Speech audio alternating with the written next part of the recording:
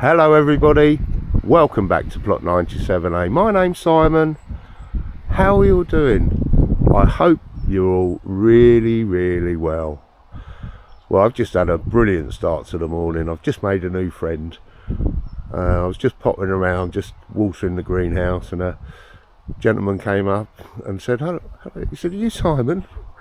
I said, "I am." He said, "I've got a plot just over on the other side." He said, "I stumbled across one of your videos on YouTube." So we were just chatting for about 20 minutes. He said, but I thought I'd just share you a couple of points that he made. It was very complimentary, which was just, I didn't know what to think, didn't know what to say. But he said, "How do you stress about what to talk about or content? Do you have a plan in your mind, or do you just?" I said, "No." I said, "I literally just go with the flow. If I kind of do the same thing we're doing one every week now, just because things have really started to shoot up. But I just kind of go with the flow. So what you see is what you get." And he said, "How about your editing? Do you just spend a long time editing?" I said, I don't spend any time editing at all. I just literally point the camera and we just go." He said, well done, mate." He said, "Thank you." He said, "I really enjoy them." So that just didn't quite know what to say there. He said, "Well, the thing is about your videos, Simon," he said, "I find that there's no smoke and mirrors. It's just what you see is what you get." So it's just filled my heart. So thank you very much, and I'm going to go and run over and go and see his plot, because I'm quite intrigued. He's got a few interesting things over there. So and he's also an avid chili grower as well, so we might do a couple of swaps, because I've got some overs still, because I've pretty much planted, well, not planted them all yet, as you'll see, but I've got them all in the ground. These now have filled their pots, and it's really important for you to take your time and let the chilies grow to the size of the pots. This is what I'm finding, because a couple of the habaneros that I'll show you that I planted outside, they were only in the small pots, and they've struggled. But the ones that have matured in the litre pots have done really well. So everything is started to have to show you the first dahlia. Absolutely beautiful. So I don't know what's been eating the leaves. It's either ants or ladybirds, but either or I'm kind of okay with. I'm not going to obsess over ants. We do have them in the greenhouse, but I'm not going to obsess over it, because I know that they're good for the aphids. So if we do get aphids, well, we won't get aphids with ants and ladybirds. Let's just show you into the greenhouse. I've planted out pretty much what chilies to the space I've got, and what I've tried to do, I've tried to put one of each at least into the ground. There's two of some, and one or two into pots, and I just want to see the progress or the different rate of growth from one to the other. But I'm really happy. None of these have been forced. None of these have gone under, started off in January under UV lights. They're all naturally from seed, from the greenhouse. So I'm quite happy with the rate of growth. And I've seen some other growers in the UK, and their chilies are a foot tall, and but they all seem quite leggy. Now the leaves you'll see are quite droopy, because I've just given them a really good drink. So the leaves will definitely perk up, but I'm kind of really happy with the progress. We've got quite a few varieties in here. Shall I go through them all? We've got Exploding Viper, Peach Stripey, we've got Jolica, we've got Naga, we've got Brute, we've got Devil's Tongue, we've got Cayenne, Habanero, Chocolate Habanero, and we've got another couple as well that I was gifted. Oh, we got the Hot Wax, which is in the polytunnel. But I'm actually quite okay with the rate of growth. They're in their veg growth now, what I'm going to call their veg growth, where I want them to put as many leaves on as they possibly can. They're going to get a feed once a week, feed on Fridays. Fridays is feed day, and I'm getting, that's just a liquid organic fertiliser. We've got a melon that's started to perk up as well. Like I say, the leaves are a little bit droopy, as you see, because I've just given them all a really good drink. There's a bit of leaf curl on there, which I think is heat, because it does get super hot in here. However, the doors are open, and let's just see the progress. Let's see the difference between in pots and in the ground. In the ground, what I've topped it with is compost from our compost bin that we managed to get last year. So very happy with this weather. I have to say, the sun is just so warm. It's a wonderful morning, and I've made a new friend, so I'm super thrilled. Just have a quick wander around and see how we're doing. Our Bellotti's doing okay. No, runner beans, let's have a look. We've got a few that have decided to come up. Direct sown, we've got 1, 2, there's probably 5 that have come up, and I'm hoping over the next few days we will start to see a nice bit of progress on there. But the Bellotti's are doing okay, nice and healthy. The Cosmos, again, you know, such a brilliant comment. You don't really look like that, you know, they've shot up 2 or 3 inches just over a week, and the sweet peas have started to take off, and I know I need to do a little bit of weeding. That's definitely on the list for one of my jobs for today. But everything is looking pretty good, so I'm super happy. Beetroot, which I didn't direct sow, they were out of the tray, and I don't quite know what's happening. Perhaps if somebody can comment, is that a mite that's got into the leaves and it's quite happily munching on them? So these are just radishes, so we'll see how we go with them. But we've got some onions that are nearly ready to be popped into the ground, so we're kind of looking for a bit of space. And our sunflowers, one has, well, 2 at the end, I don't quite know, but something has eaten the top of that, and that one has been stripped. I'm talking about being stripped. Our the brassicas we had, what was it? It was the purple sprouting broccoli, I think. All got stripped by pigeons, the whole tray. So I was kind of, oh, what's happened to these? Have the slugs got them? And then a lady said, oh no, she saw pigeons on them. But the sunflowers, I mean, that's a cracker. They're doing okay. Look what we're doing there, look. You see, little ladybird. So these are now habaneros that I've put outside, and again, they're struggling. So dwarf sunflowers now, I've taken, I think I took 5 or 6 up, but I put them in pots and given them to friends, so the plants will survive. And I've put all sweet peppers in here. I've got a few more to stick out. Another little job to do for today. But most of them went out a couple of days ago. The weather was perfect because it was overcast, didn't have that real direct sunlight. But I've done the tried and tested method of, well, I think it's been well tested, digging a hole, soaking that.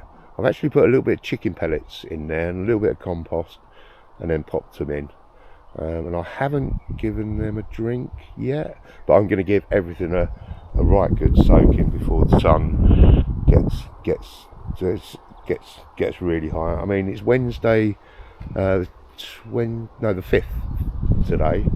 It's getting quite late, it's like 10:30, but this video will be going up today, but obviously it takes 4, 5, 6 hours to get it all processed on YouTube, but this video will be going up today. So our squashes not too bad at all. Not too bad at all. There's one that's kind of struggling in the tray, but I'm kind of okay with that. But the rest of them have really started to show they've settled in. So that is a massive win. And of course we can't wait to see how the cage works. If it works, we don't know, but we're going to give it a go. But yeah, it'll be great to see some hanging squash off the ground so it doesn't get wet. It was just July, August and September last year in the UK was just ridiculously wet. So that didn't help them at all. But I reckon we're going to have something like 50 days of rain over the next 2 months, which is, I don't quite know how they can forecast that long, or that far away, but that seems a lot to me. So raised bed. This is a timber that we had over and that was very kindly donated to them, and I'm making a raised bed. But what I'm going to do is I think I've got enough timber there to go up one more ring or one more level. So it's going to be, I don't know, 18 inches high. And the most interesting video that I saw this week was, because I thought to myself, well, how am I going to fill it? What am I going to fill it with? So I said to one of the chaps, do you know if any of the allotments has got any old compost on, the ones that people aren't using or they've given up? Or he said, well, no. So I went on YouTube, how to fill raised beds, and there's a couple of brilliant videos, but one I saw was on let me get this right, Hugelkultur.